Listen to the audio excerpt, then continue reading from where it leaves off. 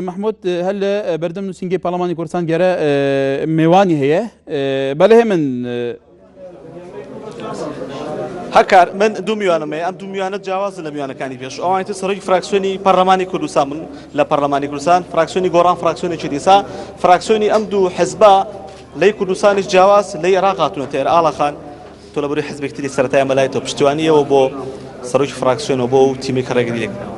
بەڕاستی ڕاستە من حزبێکی ترم بەڵام سەرۆکی پەرلەمانی کوردستان سەرۆکی پەرلەمانی هەموو حیزبەکانی کوردستانە من وەکو یەکێتی نەهاتوم من وەکو کوردێک هاتووم بەڕاستی قابلی قبوڵ نییە ڕێگری لە سەرۆکی پەرلەمانی کوردستان بکرێت کە کەسێکی منتەخەبە لەلایەن هەموو خەڵکەوە لەلایەن میلەتەوە ئەمڕۆ بچێت بۆ دەوام ئەمە پەیامی ئێمەیە ئەمە حقیقەتەن ئەمەمان بە ئینقلاب و بە کودەتایەکی سیاسی وەسف کردووە بۆیە ڕاستە من سەرۆکی فراکسیۆنی یەکێتیم بەڵام حقیقەتەن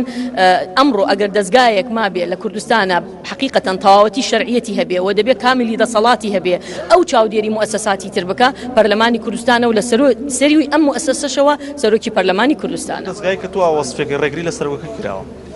بله حقيقة أمانة بالدستوري العراق ونبه هيج عرفي كينيا ودولتي ونبه هيج عرفي كي ديمقراطي وهيج بنوايا كي ديمقراطي أما قبلناك تناند لكاتي شرنا أخوي كيتيو بارتيشا سروكي برلماني أوسا كجوهر ناميق بو لناو برلمانا دوامي كردو رجلي نكرا ودوام نكال برو براسي قابل قبولني. شو بارتي ديمقراطي كردستان بوزيركاني غوراني ونشنو. بەپەرلەمانتارەکان بە سەرۆکی پەرلەمان کە جێگەی سەرۆکی پەرلەمان پێوتووە ئەو ئەمڕۆژ ئەوەی کە شەو بەنووسرا و کرا ئەمڕۆ کرا بە عەمەلی چاوەڕێی چی دەکەن دوایەمە یعنی ئێمە تەمە ناکەین ئەمە ڕووی داوە زۆر ناخۆشە بەڵام هەر ئەبێ بە ئیتیجاهی هێورکردنەوە بچێ هەر ئەبێ بە نەتیجە دانیشین و ئەم کێشەیە حەل بکرێ من تەکید لە سێک خاڵەکەمەوە گرنگ ئەوەیە پەرلەمانی کوردستان شەرعیەتی خۆی نابێت لە دەست بدا و نابێت هیچ هێزێکە بێ لە سەروی پەرلەمانەوە دەست